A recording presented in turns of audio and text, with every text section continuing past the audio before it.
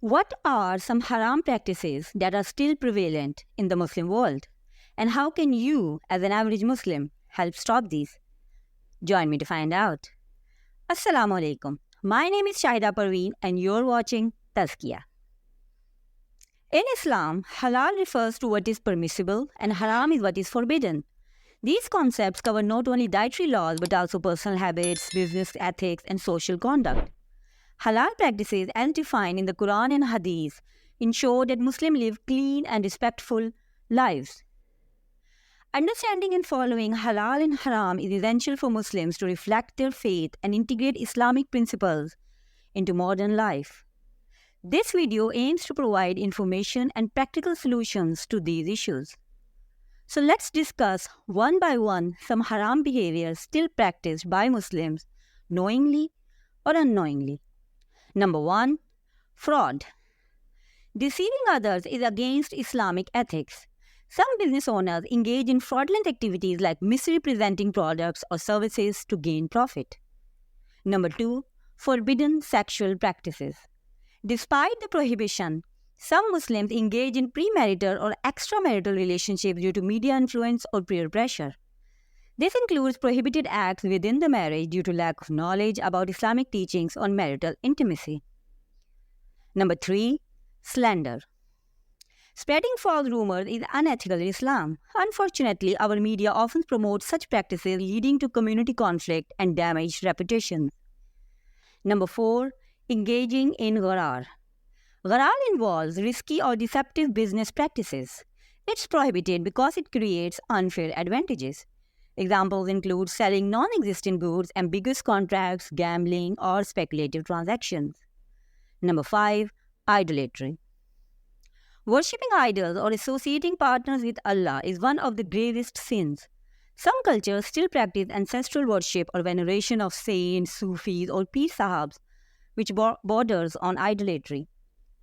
It can also take the form of excessive admiration of different political leaders, sportsmen, and celebrities. Number 6. Child marriage.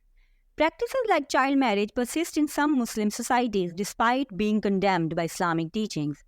This is often due to cultural norms and the taboo surrounding having unmarried girls sitting at home. Such practices are often justified by misinterpretations of religious texts or cultural norms rather than the true principles of Islam. Number 7. Substance use. Despite the prohibition of intoxicant in Islam, there are instances of substance use among Muslim populations. Factors contributing to this include social pressures, mental health issues, influence of global drug trade. For example, in some Muslim countries, there have been reports of hashish and use of certain pills for recreational purposes.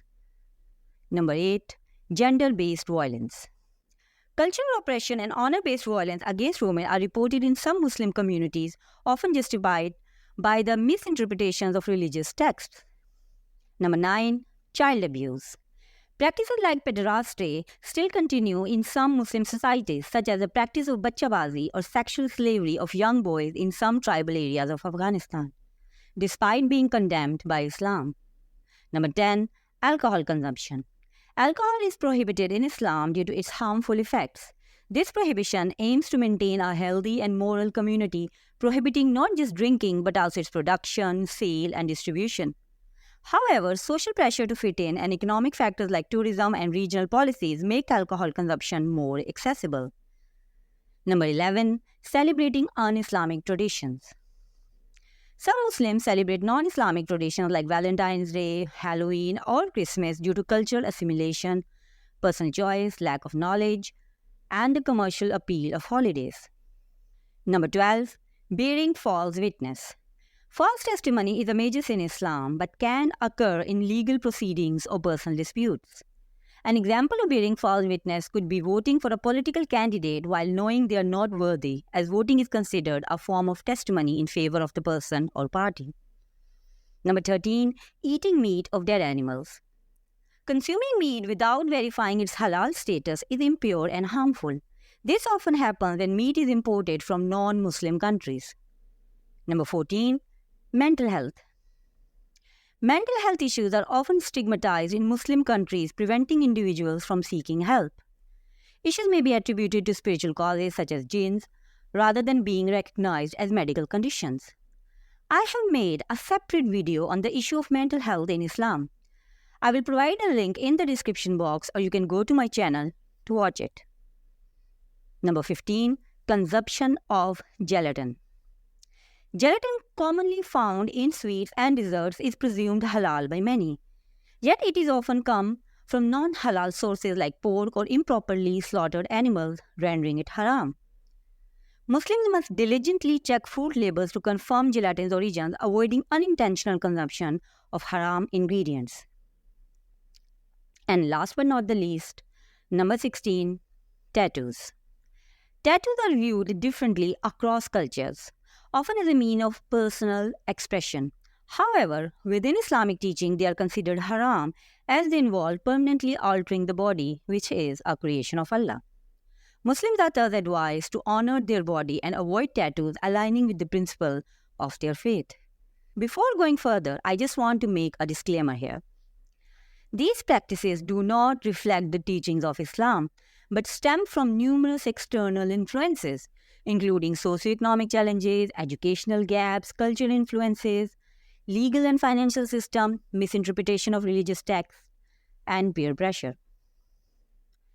Now the question arises, what is the solution? And no, I am not talking about the role of the religious leaders, governments, educators, media, and Muslim as a community. I am asking you what you can do as an average Muslim to counterattack such practices. There must be a solution. Let's discuss. Number 1. Commit to Islamic teachings. Immerse yourself in the study of Islam to fully grasp the wisdom behind halal and haram. Consistently apply Islamic teachings across all life domains, ensuring a balanced and principled existence. Number 2. Influence positively. Your actions can serve as a powerful testament to Islamic virtues. Stand with your community, fostering halal practices and helping those who are struggling with haram temptations. Number 3. Guide and protect. As a parent, offer wisdom and support, steering your family through life trials in accordance with Islamic values. Provide crucial emotional and psychological support, especially during challenges time. This support can significantly decrease the tendency to seek solace in behaviors or substances considered haram in Islam. Often, close-knit families can safeguard each other, ensuring adherence to the path of righteousness. Number 4. Community involvement. Engage in your local mosque and community events that celebrate and deepen Islamic understanding. Lend your abilities to initiatives that resonate with Islamic ethics and assist the less fortunate. Number 5. Advocate and educate. Advocate for accurate representation of Islam and Muslims in the media and public discourse. Lead or contribute to educational sessions that unveil the beauty of Islam. Number 6. Support Islamic foundations. Contribute financially in Islamic education and charities dedicated to uprooting haram practices. Patronize Sharia-compliant financial services, steering clear of unethical transactions. Number 7. Digital engagement. Utilize digital platforms to spread truthful Islamic content and dispel miscommunications. Create and share content that highlight Islam's positivity and the evils of haram activities. By adopting these measures, you will not only deepen your own understanding of Islamic teachings, but also help curb haram practices within your influence. Remember, individual efforts can spark collective change, echoing far and causing a ripple effect among the community. The path to change starts with you. So until next time, may peace and grace find you wherever you are. Assalamu alaikum wa rahmatullahi wa barakatuhu. Don't forget to like and subscribe.